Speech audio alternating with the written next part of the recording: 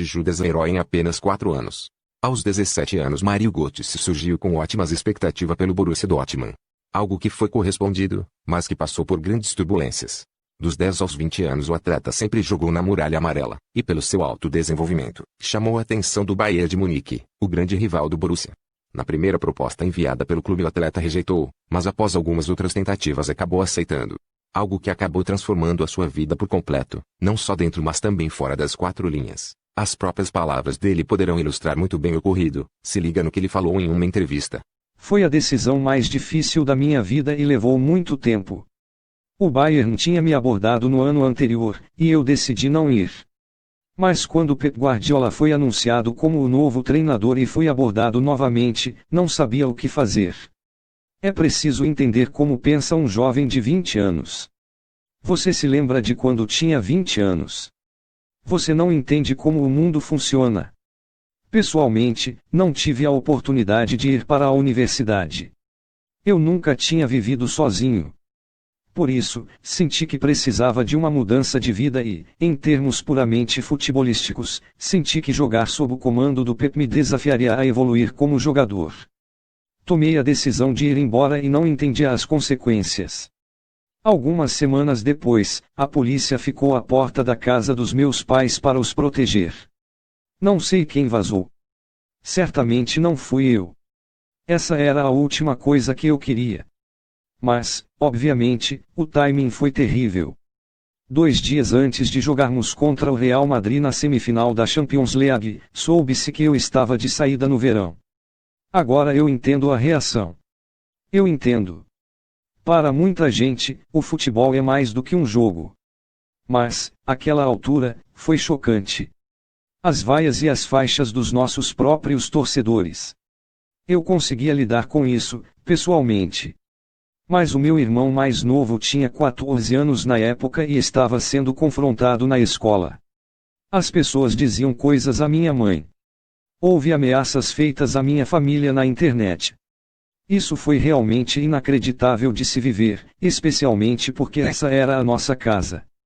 Eu tive que me mudar no verão, mas minha família teve que permanecer e morar em Dortmund, então foi realmente pior para eles. Foi o momento mais difícil das nossas vidas, mas é difícil dizer que me arrependo. A vida é estranha. As pessoas falam sobre aquela Copa do Mundo e meu gol na final, e acho que esquecem como aquele torneio foi uma merda para mim até o final.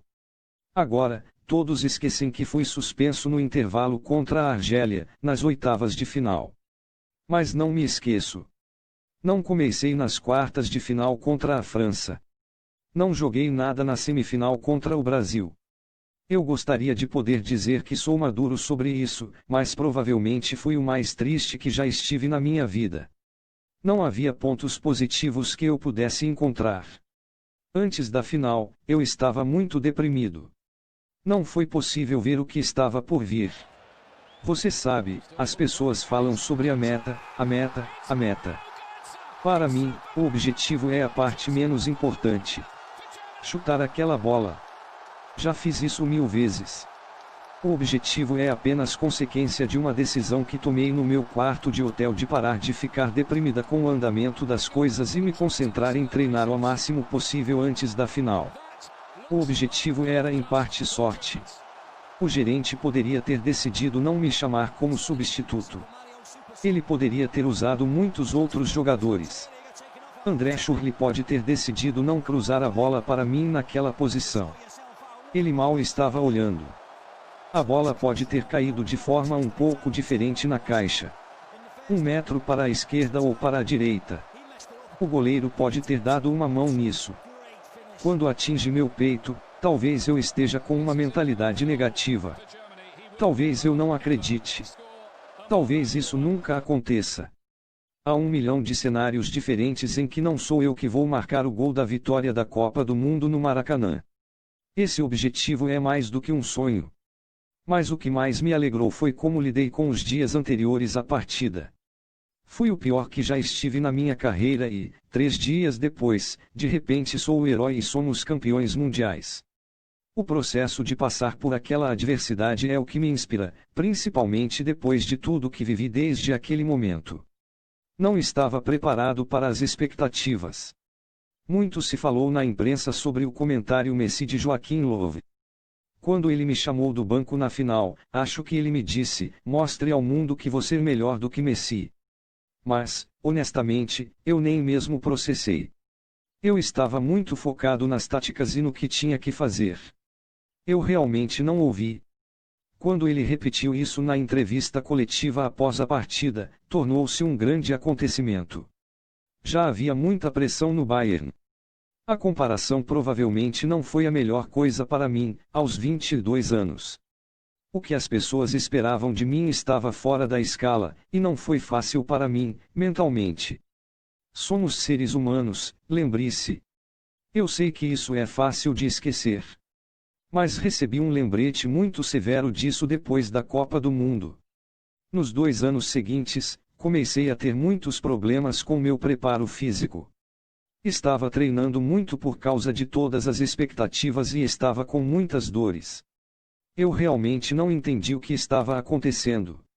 Eu estava muito cansado e meu corpo parecia que estava quebrando. Eventualmente, fui diagnosticado com um distúrbio metabólico e muitas pessoas diziam que seria o fim da minha carreira. Tive que me reabilitar e diminuir a marcha por alguns meses para que pudesse me recuperar e, de certa forma, foi uma coisa boa para mim, pessoalmente. Você nunca quer ter um problema de saúde, mas por outro lado, toda a minha vida foi futebol desde os meus 8 anos. Até ganhar a Copa do Mundo, vai parecer estranho, mas quase não processei. Saímos de férias por 3 semanas depois, e depois voltei para o Bayern e foi como se nunca tivesse acontecido. Eram mais expectativas, mais títulos, mais gols. No Bayern, foi implacável. Então, quando o futebol foi tirado de mim, pude ver a história pela primeira vez. Tudo que passei, bom e ruim, finalmente comecei a processar. A melhor decisão que tomei naquela época foi voltar para Dortmund. Quando saí aos 20 anos, realmente não tinha nenhuma perspectiva de vida. Pode parecer ridículo, mas eu considerava o futebol um jogo de criança. Você corre com uma bola na grama. Foi apenas um esporte para mim. É isso aí. Mas então você passa por tantos altos e baixos e vê o que isso significa para as pessoas, vê o ódio, o amor, a pressão, tudo, e ganha alguma perspectiva. Bem, o aspecto do ódio é algo que ainda não entendo. Ainda estou próximo de jogadores do Bayern que foram muito bons comigo enquanto estive lá.